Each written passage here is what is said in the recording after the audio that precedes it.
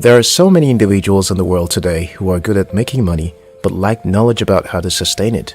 Even if you earn little, with the right knowledge, that little can become a fortune. In this video, I will show you 9 things financial literates know about money that you probably do not. 1. Money can work for you. Money is energy, and energy wants to move. So sitting money is dead money. With this in mind, sitting on a large amount of money and just having it collect dust in your checking account is a guaranteed way to lose money, as inflation will be whittling away at your savings. While there are times when sitting on a pile of liquid capital is a smart choice, but by and large, you want your money making money for you. Anyone who has spent even an hour learning about investment strategy has likely heard the term compound interest. This is when you invest money. The addition of interest to the original amount of funds occurs on top of the principal amount, and then you earn interest on the principal sum plus the interest.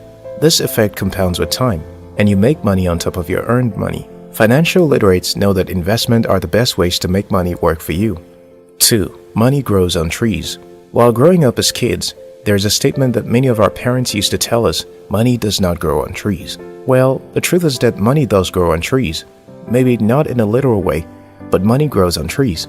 The issue is that just like most people value their money more than their time, the majority of people also think in too short of a timeline. They want to get rich quick. They want investment opportunities that will make them instant millionaires. They want to know how to start businesses that can generate crazy amounts of cash from day one. But things do not work like that. Every money at hand is a seed. When you plant a seed, does it begin to bear fruit just overnight? Of course not. Money is like a seed that ought to be planted and nurtured so that in due time, it will become a tree and produce more money.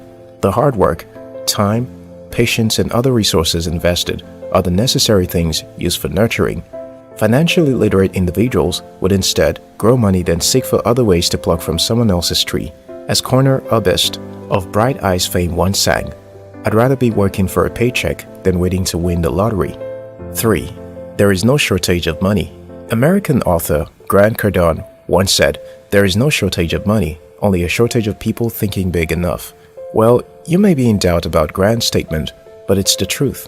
The quote by Grant is backed by law of abundance, one of the laws of money, which states that we live in an abundant universe in which there is plenty of money available for those who want it, providing that they are willing to do what it takes to get it. The emergence and widespread of digital currency in this era shows even more that Grant was not talking trash when he said there is no shortage of money. Financial literates know that even though they are broke at the moment, and even though a country has been declared to be in recession, there is enough for anyone who wants it. Thus, they put the power of desire, knowledge, and faith, as suggested by Napoleon Hill in Think and Grow Rich, to get money. 4. Emergency funds help you save money. A recent study found that only 1 in 3 millennials has enough money saved for a single emergency room visit or car repair. Forget about covering rent and food in case of a job loss. If you leave yourself with no cushion, just one unexpected expense can send you into debt that might end up following you around for years and even impact your relationships. So, while your 20s might be a great time to invest in your skills and experiences with travel, grad school, and other worthwhile expenses, you must preserve enough cash for worst-case scenarios. How much? Experts suggest making sure you save enough money to cover between 3 and 6 months worth of living expenses. 5. Time is more important than money. People with unhealthy money mindsets disproportionately overvalue their cash and undervalue their time. Don't be so married to holding on to your precious dollars at all cost, and be more aware of how you invest your time on a day-to-day basis. If you don't like a book you're reading, stop reading it. If you can't stand the movie you're watching, leave the theater. If you find yourself feeling wholly drained after hanging out with your friends, and this has been a pattern for months or even years, then change your social circle. Bulk buy certain things that you know you will be using long-term: toilet paper, toothpaste, salt, etc. Again, not for the dollar savings as much as the time you save by not having to go pick it up whenever you run out.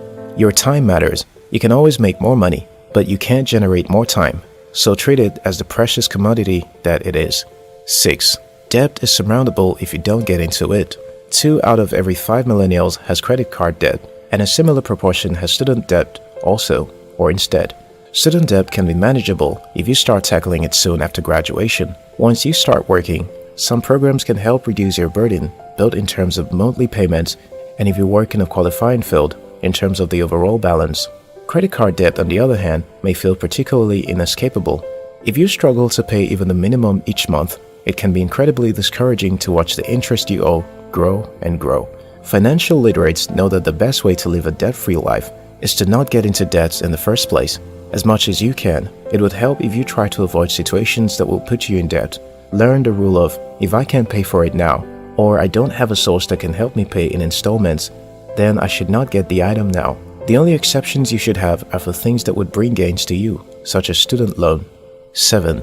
A building is not always an investment. You may have heard that investing in real estate can earn high returns, but remember that there's a difference between investing in the real estate sector, say by purchasing an investment property that you rent out for a profit, and buying a home to live in. Well-maintained home in a desirable neighborhood certainly can increase in value, but transaction costs will likely counteract with any gains if you don't live in the house for at least 5 years. Plus, most homes won't appreciate quickly enough to beat inflation by more than a reasonable amount of that. So, unless you plan to rent out a part of your house to generate income, don't assume your home is going to be a killer investment, even if it's a lovely place to live. 8. You can begin to plan your taxes as soon as you can. Tax strategy is a method which ensures that you are paying as little tax as possible. In this way, you can free up as much money as you can for expense and investment purposes. There are tax benefits that you can begin to use as soon as you graduate from college.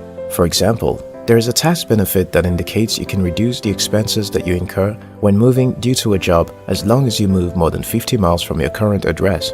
Other tax benefits allow you to receive 50% of the first $1,000 that you put aside for retirement annually. Financially intelligent individuals learn about these tax methods in advance and use them to their advantage. 9. The money you make matters. The money you save matters. An often passed around sentiment is that it's not about how much you make, it's about how much you save. And while this is a valuable advice for a good percentage of the world that overspends and live beyond their means, it is an either-or equation, but rather a both or and. Yes, saving money matters, but so does your income. For example, an expert saver who makes $20,000 per year will generally not keep as well as someone who is an okay saver who makes $500,000 per year. The income you generate through your work is essential, and so is how much of that you can hold on to and invest. Both sides of this equation requires effort and discipline. It can require effort to let go of your mental blocks to money, and Phil to put in the effort that allows you to call money into your life. For people who are good with money, it's not about always having the latest and greatest, or even having huge incomes or bank accounts. It's about good habits.